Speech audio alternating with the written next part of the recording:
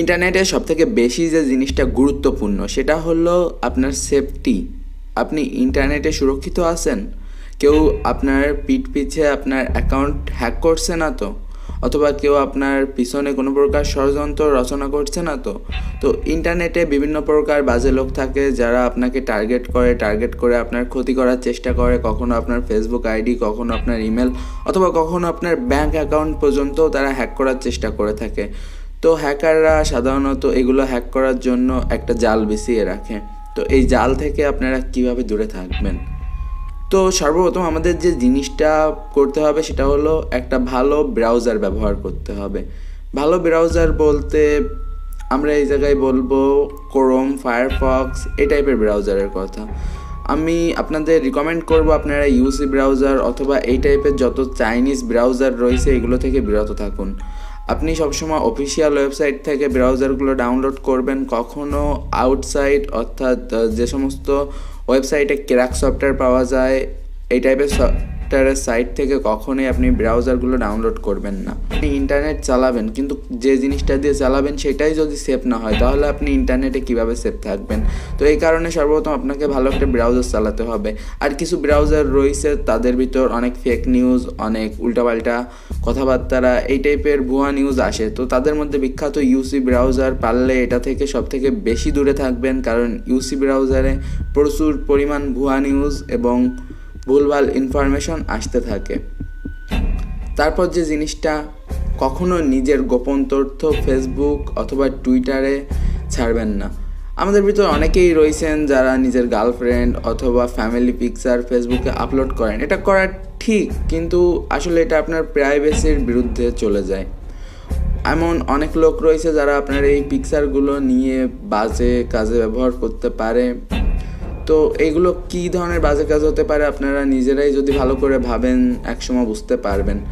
তো আসল কথা হলো কি, যে আপনার আরও বিভিন্ন ইনফরমেশন রয়েছে, যেমন মনে করেন আপনি কোন কলেজে পড়েন, আপনার বায়োডেটা সিম্পল, আপনার এজ কত, আপনার ফোন নাম্বার।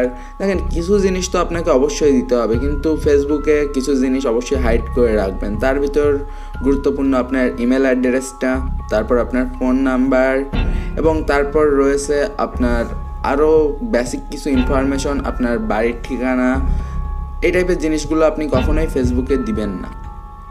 আপনার কোন কলেজে পড়েন, আপনি কোন এলাকায় থাকেন, এগুলো দেয়া তত একটা সমস্যা না, তবে আপনার খুব পার্সোনাল যে জিনিসগুলো সেগুলো কখনো ফেসবুক, টুইটার, ইনস্টাগ্রামে দিবেন না। তারপর অজানা কোনো অ্যাপ্লিকেশন ইনস্টল করবেন না। এরকম অনেক অ্যাপ্লিকেশন আপনি ফেসবুকে অথবা বিভিন্ন সোশ্যাল মিডিয়া যেমন ইউটিউবে গেলে আপনি পাবেন যে এইটি সবথেকে ভালো হ্যাকিং অ্যাপ্লিকেশন, এই অ্যাপ্লিকেশনটা ব্যবহার করে এক রাতে 10 কোটি টাকা ইনকাম করা যায়। এরকম ভুয়া বহুত অ্যাপ্লিকেশন পাবেন। কেউ রেফার করে বলবে কি যে এই লিঙ্কে প্রবেশ করেন। তো এই জায়গায় আপনাকে দেখতে হবে এই অ্যাপ্লিকেশনগুলো ইনস্টল করালে তাদের তো নিশ্চয়ই কোনো লাভ আছে, তা নাহলে তারা আপনাকে কেন এই অ্যাপ্লিকেশনগুলো ইনস্টল করতে বলবে?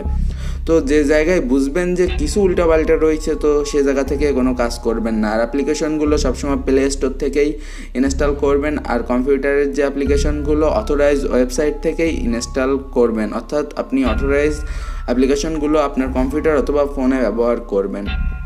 তারপর যে জিনিসটি, কখনোই আপনি না জানা কোনো লিঙ্কে প্রবেশ করবেন না। যে লিঙ্কটার সাথে আপনি পরিচিত না, যে লিঙ্কটা আসলেই সঠিক কিনা এটা আপনি দেখে বিচার করে তারপর লিঙ্কটায় ঢুকবেন। অনেক সময় হ্যাকাররা হানিপট তৈরি করে থাকে। হানিপট এরকম একটা জিনিস যেটা একটা লিঙ্ক, এর ভিতর আপনি যদি প্রবেশ করেন তাহলে আপনার অনেক ইনফরমেশন হ্যাকারের কাছে পৌঁছে যাবে। আপনি কোন ব্রাউজারটা ব্যবহার করছেন, আপনার আইপি অ্যাড্রেস কি, আপনার লোকেশন কি। তো হানিপটটা ব্যবহার করে অনেক ভালো কাজও করা হয়, অনেক খারাপ কাজও করা হয়। কে জানে, কেউ আপনার ইনফরমেশন নেওয়ার জন্য এই হানিপট ব্যবহার করতে পারে। তো এটা হ্যাকিংয়ের ভিতর পড়ে।